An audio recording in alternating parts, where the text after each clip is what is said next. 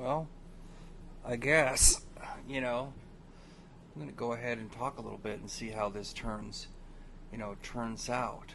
I'm going to go ahead and I'm going to talk about it, my baptism testimony, because it's really an amazing story and kind of gets, everybody to know who I am, a little bit about what I am, because, I'm saying a lot of things that go against, a lot of mainstream churches, and I just want to kind of put out there my testimony. So, at least on baptism, it's an amazing story, and I guess I can, I guess I'll get into it. I've been baptized 3 times. Once when I was about 8 in the Mormon church. So I started off kind of in the Mormon church, but not really. I came from a really small town, like 400 people. And so there was a Nazarene, Baptist, Mormon. The Mormon church was in a different town, so sometimes the missionaries would come around and they would take me to church. And my mom, she was crippled up, so she pretty much was always in the house, so she didn't go to church, but she had them pick me up sometimes and take me to church. So I kind of was exposed to quite a few churches. Went to the Boy Scouts at the Mormon church because I had friends in school, they were Mormon, and the Boy Scouts was held at the Mormon church. So I ended up getting baptized Mormon when I was like 8 years old. So after that, I kind of had a bad experience with the churches. I mean, I got pretty upset with the Mormon church over some stuff with my mom. About them helping her out because she was pretty. She had bad teeth from some medical issues that she had. She had a lot of surgeries. My mom ended up dying when I was about 30, I think.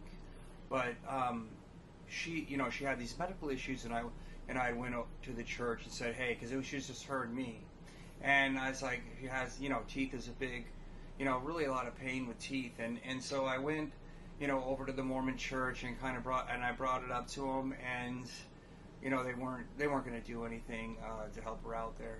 So it kind of really gave me, I really didn't like church very much, and I didn't really.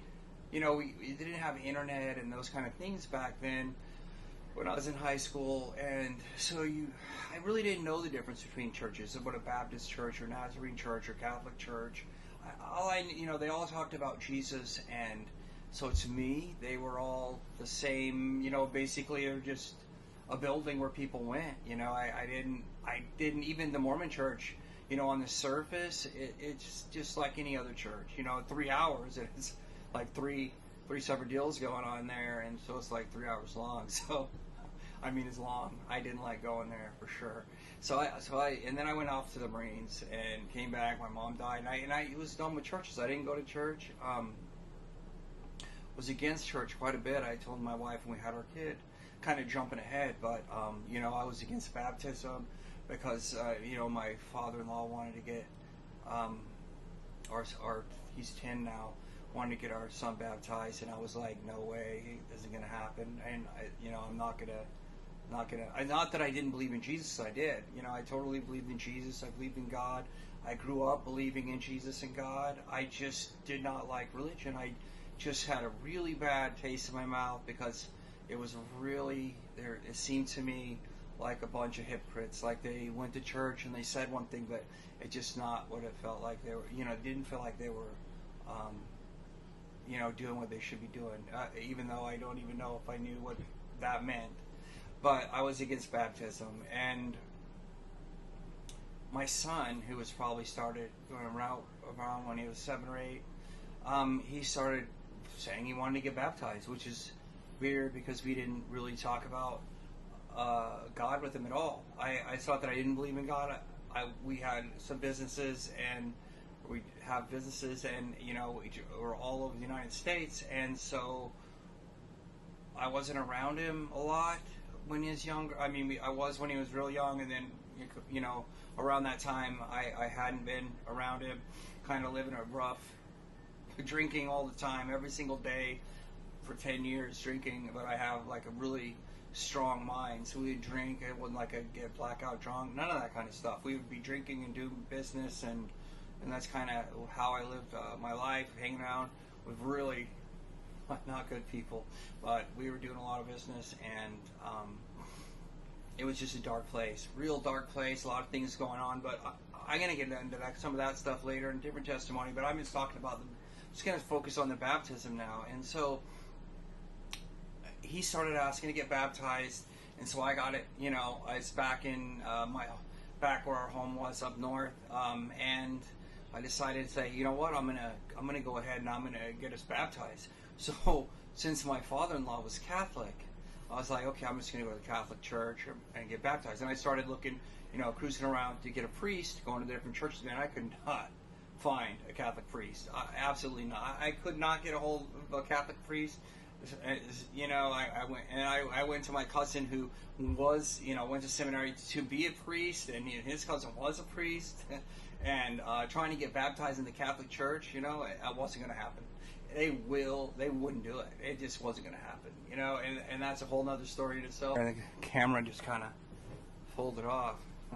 So anyway, back to, I found, I was going around, and I was able to get a hold of a Lutheran priest or pastor or whatever you would call Lutheran, and I said straight up, hey, I'm in town and my son wants to get baptized. I'm going to get baptized together with my son, and he is cool with that. And he said, cool, come back in the same day. And I think it was the same day. Arranged that. My son dressed up in a mariachi suit to get baptized. He's super excited about it. So we both got baptized in it, and that was the second time that I've been baptized with a sprinkle baptism. And again, a lot of really crazy things were going on in my life. And we left the baptism, and I was still drinking too, right? Still drinking. Left the baptism, went to eat dinner after the baptism, right? Boom, straight having drinks, right? And so that night I started, I had, went to sleep and had weird dreams, of going to different worlds and doing just weird stuff in the water, and it was, I kept bringing people to the ocean for some weird reason, and going into the water and going through to all these different worlds, and I would be popping up in different places, and everybody would know me, and I'd have a little circle of people that would know me, and it just, night after night, this was going on. I actually looked forward to it. I was like, man, I want to go back to sleep, because I kept going to all these places and knowing these people. It was crazy. Never had anything like that, go on in my life ever. It was crazy. It was like baptism really, really did something for me. Maybe just because I had a lifetime worth of things that I've been doing, and there's all kinds of things I'd be going. I lived in Miami, and I partied a lot, and I did a lot of stuff. And definitely I believed in God. It was crazy because I didn't really have bad. I didn't feel guilty about anything.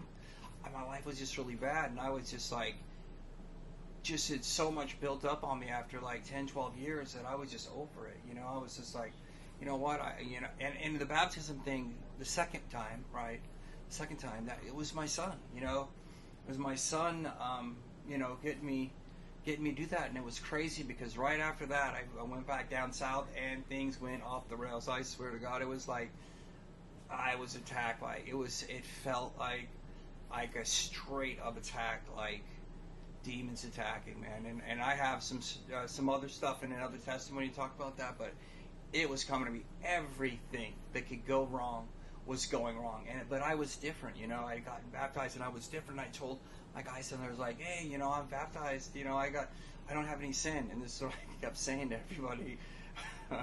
But it was just, it went bad. I was sleeping with a gun in my hand. We had police was called multiple times, getting people out of one of our company houses. It was crazy stuff going on. We regrouped, and we ended up coming to another state, and we have another business there, and regrouping and trying to go through all of the craziness that was going on, and so I still, in this time, I got baptized, but I wasn't going to church. wasn't going to church. I was against church. I was against religion. But when I came into this other state, something got into me, and I just decided to go find a church. And I found this church, and I started going on Sunday. I was a couple minutes away from where I was, and the first day there, the pastor comes up and say, "Hey, what do you do?" And we're like, "Hey, we do, construction." And he's like, "Oh, I got somebody to meet." And first thing, boom, "Hey, we're doing this addition onto the church, and on this kitchen, and this older guy, he's in his 80s, and man, he's like, "Hey, come let me, come, I'll show you what's going on." And outside, and it's like it's still grass, right? They haven't done a single thing, and and then the next thing I know, I'm doing the foundation, and here I am helping with this addition, getting it going, and on this church, right? So I go to church. I'm going to church every Sunday, and then we end up moving out to a different location. My wife had family here because I lived here before in this other state, and so my wife had family here, so we moved about 45-50 minutes away from that church, and I can't remember how long.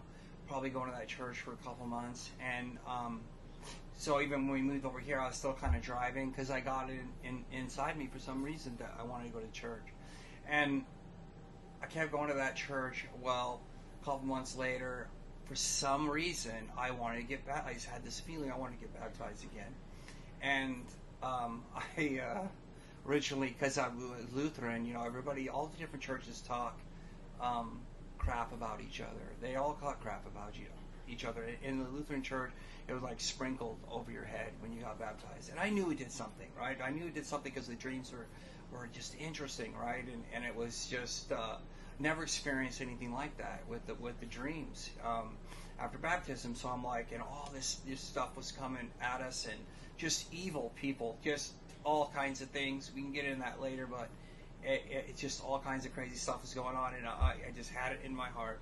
I wanted to get baptized, and again, but I wanted to be dunked, because I never counted, even though I was dunked as a Mormon, they dunk you under the water in Mormon baptism.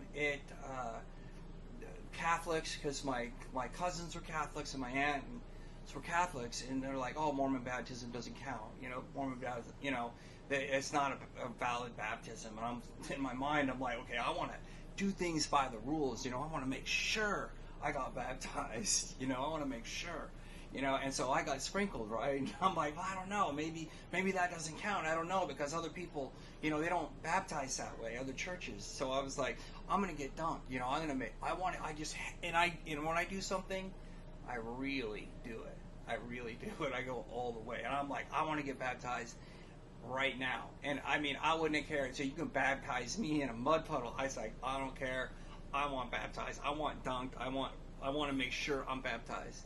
And so it's Sunday, and we go to church, and that day I decided I want to get baptized. And I am a person that just, when I want something, I want it now. I want to do it now. I just 100%, I'm doing it now. And so the church is over, and I try to get a hold of the pastor of that church. And I knew a couple pastors in that little town, right? And the guy doesn't call me back. He knows what I want, because I'd already told the other dude, the guy there, the older guy, had helped do the addition on the church. And I've done a lot for this church, right? I did the groundwork. I did the roof. Got the framing done.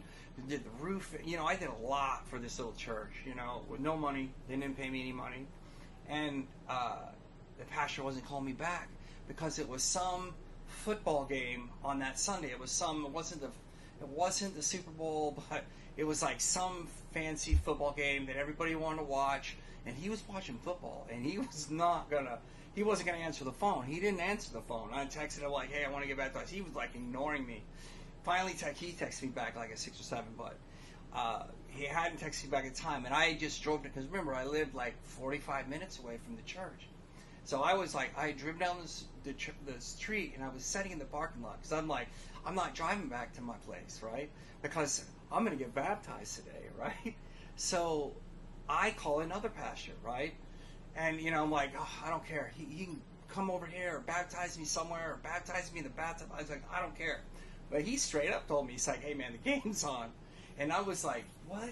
So I hang up, and I'm sitting in that parking lot, and I'm pissed, right? I'm pissed. I'm like, what is this? Like, all these churches, they're saying baptism is so important, right? So important. And yet they won't baptize me because they're watching football. I'm like, what? And I'm pissed, right? Two pastors Sunday, guy begging to get baptized, can't get baptized, right?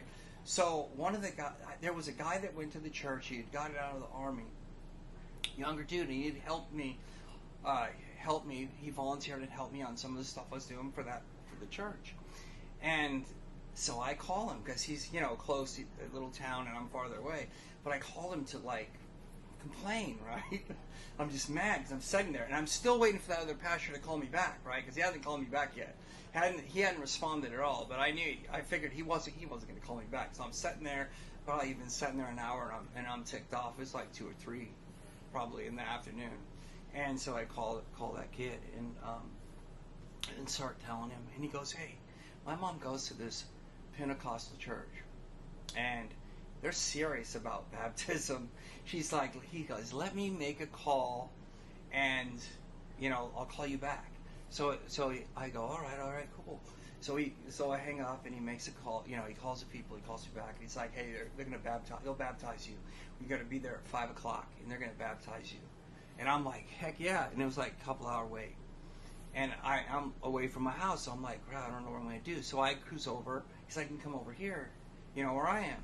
So I go over there, and he had gotten out of the army, so him and his wife was living at his wife's parents, and they were out there.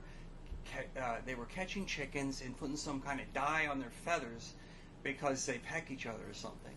So he's out there. He's this big dude. He's like 6'6" or something. He's this huge dude.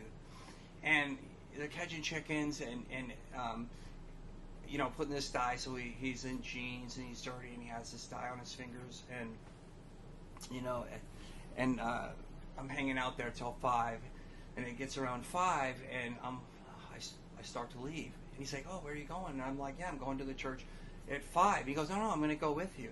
And I'm like, "Oh, okay." And so him and his wife hop in the car and go with me, just like he is. He's in jeans, his ink all over his hands, he'd been catching chickens. And I'm, medium, like a medium dressed. And we go to this Pentecost, we end up showing up at this Pentecostal church at 5. And we go in. And the pastor had no idea that he was going to baptize me, right? His mom lied to him and said that just to get him to go to church. So when we were showing up, like if I would have showed up and he wouldn't have went with me, nobody would even have known there that I was coming to get baptized. And that's going to get more important in a minute. So his mom and her boyfriend shows up and we start talking and again, this is a Pentecostal church, right? And it's a big Pentecostal church. And it just so happens, this is like a regional event weekend. And it was like a 3-day conference they had a 50-person choir in there. And there would be like 1,000 people. It was something going on in that thing. And so we got in there early, and the choir was warming up, and his mom showed up, and we found out that pastor had no idea that I was there to be baptized. And so they went and asked the pastor. Of course, he's going to say, "Heck yeah," And I'm like, and I'm in shock, right? Because this is a huge church, and these people are dressed amazingly dressed. It's like everything is perfect on these people. Like their hair is perfect, their clothes are perfect, like multicolored clothes. It's just the most amazing thing I've ever seen, right? And so the pastor, he decides, "Hey, I'm going to baptize you, but it's going to be at the end of the service." So I had to stay with the Pentecostal service, right? And I'm like, oh crap, and now I'm nervous, right? Because I was thinking I'm just going to show up, it's just going to be the pastor, it's like 5 o'clock, and they're just going to, it's just going to be a little group. Oh no, it ain't going to be a little group. It's going to be me getting baptized in front of like 1,000 people on stage. And I'm scared a little bit. And I had a hat on, and in our church, you can wear a hat, but in this church, you're not wearing a hat, right? And so I had this hat, and I took it off, and I'm carrying it around the church, and we have to wait. So I'm like, I'm going to go set this hat, put this hat back in my truck. And I start going out the door, and then here he comes, right? He's coming after me. And I'm like, he goes, what are you doing? I'm like, I'm going to put the hat out in the truck. He goes, I thought you were running off, trying to run off. And I'm like, and the funny thing is, I was thinking about it. I was thinking about running off. And it was scary, man. I'm not, there was a lot of people, you know, and people get like stage fright talking, you know, it was a lot of people. So I put the hat, you know, in the truck and go back, and we go in there, and he's walking around in I guess he used to go to that church. He went in the army, he came back, and now he's going to this little church that I was going to. But everybody was coming up to this guy and just knew him. Even though he's like ink all over his fingers, a ratty T-shirt, you know, dirty, and all these people in suits and just perfect in this church, and they're all just, hey, it's so great to see you. It's so great to see you. And anyway, so then we get down because I have to watch the service, and the choir had kind of been warming up, and they're great, right? They're a great choir. And we get out there, and the service starts, and the choir is singing, and I'm sitting there in the rows looking at the choir, right? And looking at the choir, they're starting to sing, and it is the most. I'm getting goosebumps right now, even thinking about it. But they were the most beautiful sounding choir I had ever heard in my entire life, right? I've never heard such a beautiful. I sat there in the audience of, you know, the congregation, looking at the choir, and in my head, I thought, this must be what heaven is like. This must be like the reception desk to heaven. It was so amazing. And to jump back a little bit, back into the parking lot, because I forgot to say this. After these preachers weren't going to baptize me, I was sitting there and I was praying to God, and I was like, God, I cannot believe that I cannot get baptized. I'm like, why is it so hard to get baptized? This is unbelievable. I want to get baptized and I can't get baptized, right? This is what I was thinking and saying to God. It's just like impossible, because it was so hard to get baptized the first time, you know, with my son, because when he wanted to get baptized, it was like almost an impossible task. It felt like, and it's crazy to me thinking that it seemed so impossible. So I hop back, and you know, the choir's singing, and it's just so amazing. And these people had said, hey, when it's time, we're gonna come get you, right? And I didn't have anything to wear. I was thinking, okay, I'm just getting baptized in my clothes. I'm just gonna drive home wet. I don't care, because I'm gonna get baptized. Right? So, you know, I'm sitting there, and they come up and they, you know, grab me, and there's people in front. They're, you know, have their hands up, and they're, you know, praising Jesus. And there was this crippled guy with crutches. He was standing up, and everybody's kind of bouncing and praising Jesus. It was just amazing. I'd never experienced anything like it in my whole life. It was overwhelming. And this guy that had brought me here, he talks to spirits, right? This whole conversation is like 23, just the most interesting, odd person I'd ever met. And he's sitting there, and he said to me, he goes, oh, Jesus just showed up. Again, I had to fix it, but he's like, oh, Jesus just showed up. And he's like standing up, and he's praising God. And it's just unbelievable, overwhelming feeling. Like, it's like a place that you go on vacation. It's like so powerful. Like, I couldn't see going to church every Sunday, because I'm not, like, I felt like I wasn't even worthy to go to church there. It was just so powerful, just unbelievable. This 50-person choir is just crazy. So they come up, they grab me, you know, hey, this time, and start bringing me back. But first we kind of stop, like, in the crowd, and you know, start praying a little bit. And I even put my own hands up, and I never do that. But it was just so overwhelmingly powerful. It was just crazy. And then we end up working our way back, and they have like a room to change, kind of behind the stage. And they put me in a little changing room, and they have all the clothes. They have like all these jumpsuits all hanging there with towels, all professional, like super, super amazingly great. And so I had something to change into, this jumpsuit, right? Get in there, change. They're waiting for me. Super, super great people, man. Super great people. And I'm gonna come out in my jumpsuit, and I am the only. It's the last day of the conference, and I am the only single person getting baptized. And it's at the end of the last of a 3-day running event, and they've been baptizing people the other days and all the way, the other couple days, and I am the only single person, and I'm scared, right? Because I'm thinking, oh my God, I got to walk out here. Everybody, there's only me, and I'm like, everybody's looking at me, like 1,000 people out there, and I'm like, I'm scared. Because I'm just like, ooh, I almost wanted to run. I was like, oh, I can't do this. It's too scary, right? but luckily, you walk behind the stage, and the water is kind of back, and so you don't have to be in front of everybody right in the beginning, and then I walk down to the water, and then there's the huge choir's in front of me, like everybody can see me, but I got like in the water, and there's like the 50-person choir singing this beautiful music, and the pastor doesn't actually get in the water with you. He's outside the next to you, kind of standing outside, and then grabs me and baptizes me, like picks me up, and it was crazy. I was just going. But anyway, they have a picture of it, and it keeps going off of me. They have a picture of me coming out of the thing, out of the baptismal deal, and I'm like, holy cow, this is just crazy. And I go back, I dry off, they come out with this like certificate, like, hey, look at this, I got a certificate to get baptized.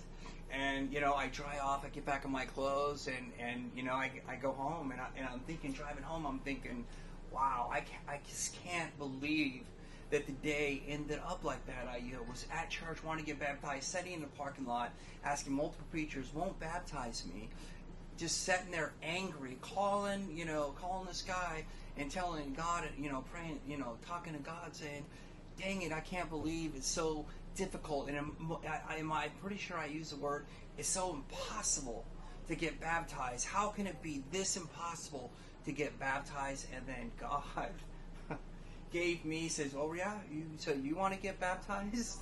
I'm going to get you baptized. I had the baptism. It's giving me goosebumps right now. That baptism was fit for a king. A king couldn't have been baptized better than I was baptized. He's like, you put in the effort. You're sitting in the parking lot. It's the third time you've been baptized, making sure you got baptized right. You're getting baptized every way. And he says, I'm going to give you the best baptism.